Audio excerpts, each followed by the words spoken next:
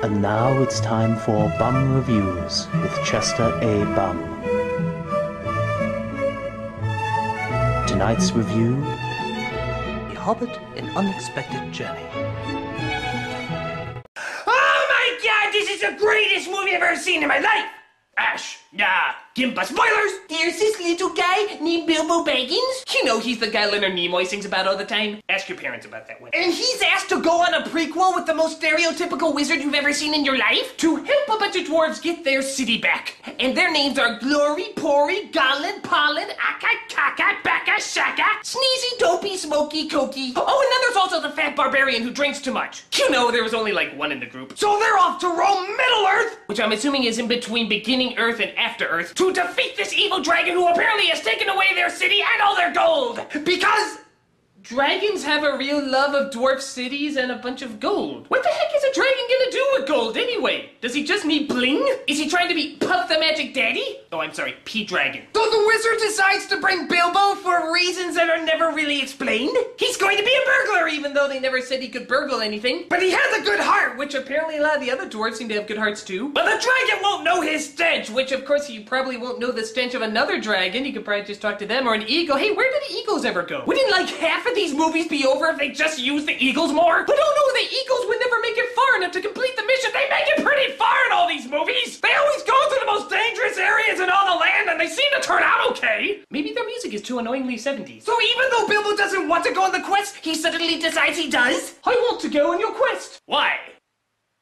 I don't really know, but nobody can pronounce your names, and so mine is more marketable. Crap, he has a point. But things get really scary when they come across 3 giant Shreks. And the Shreks are like, we have to eat them fast before the sun comes up. Why is that? Because then we turn into stone. Hey, that's cool. Disney should make a cartoon out of that. Well, I'm sure that'd be great until the last season. So the sun comes up and turns them into stone? Which again is odd. Weren't there trolls in the daylight in the other movies? But they still have to be careful because they come across an evil white sausage orc. And they ride their giant werewolves that actually look worse than the ones from Twilight. I'm sorry, but they do.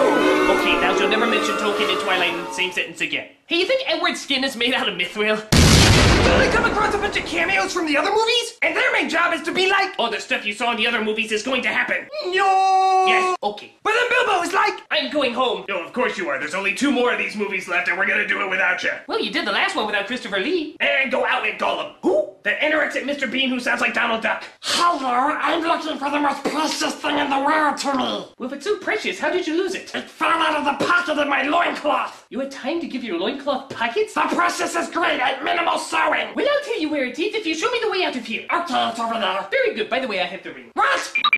Well, that's the last time I'll ever trust a hobbit. Unless one of them happens to look like Elijah Wood. He's creepily dreaming. So the dwarves and the wizard are fighting off all the goblins? I fought off a bunch of goblins once. I was never invited to a Halloween party again. And the hobbit is like, well, we've established that I'm not going to leave you, so we can call this the end of part 1. Oh wait, there's some orcs over there that clearly we should wait until part 2 to fight. Let's fight them and run away.